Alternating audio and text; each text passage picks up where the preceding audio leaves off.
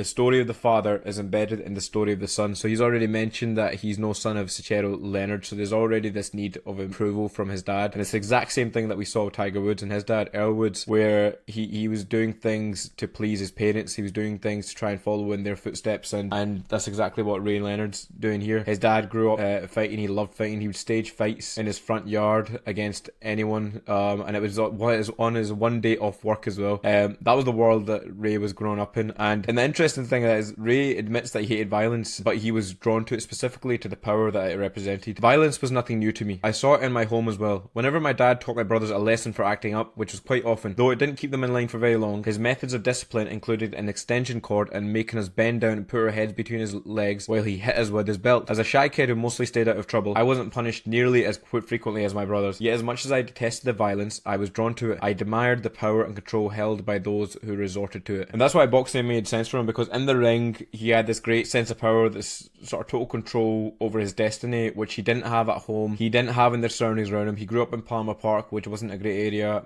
in those days. I don't know if it is now. And the violence at the home went beyond just the beatings that him and his brothers took. His parents fought constantly. His mum once stabbed his dad in the back because she thought he was cheating on her. And the reason it matters is because of what caused that violence. It was always about women. And what did Ray do when he got older? He did the exact same thing. The fights between my parents gave me nightmares for decades. 40 years later, I still can't cope with any yelling and screaming, though I was unable to avoid it during my own doomed marriage. My ex-wife, Juanita, and I were no different from my mother and father. So I wanted to bring that quote. That quote doesn't come until way later on in the book, when Ray's in his late 20s. He's a professional boxer then. But it just shows that there's this full circle story where he's somehow turned into his dad. And what fascinates me is, like, how does that happen? And is it just the environment that he grew up in? Is it because he saw his dad doing it, he thought he could do it himself? Well, it goes a little bit more deeper than that, and we'll get into it. So the violence wasn't just at home. You know, his mum stabbing his dad. It was everywhere around him. It was the neighbourhood, the streets, all of it. And he saw violence all the time. There's another story here. One afternoon, several of us were hanging out near the front entrance to the Palmer Park Recreation Centre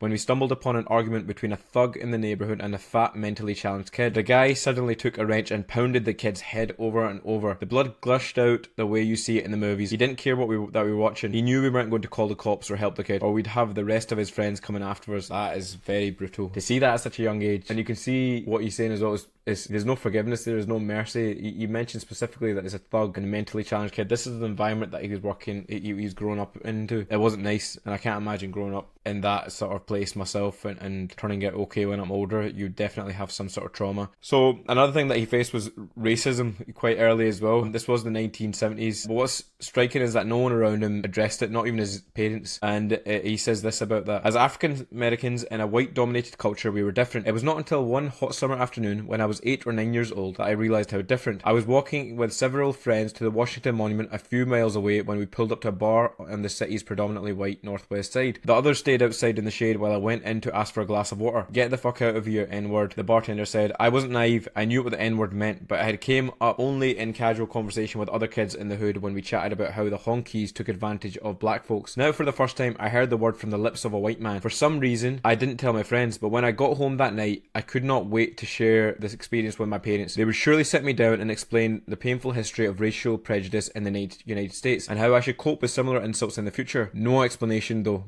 came then or ever. Mama shrugged the incident off. She and Daddy believed, as many blacks did who grew up back then, that if you're white, you're right. If you're black, step back.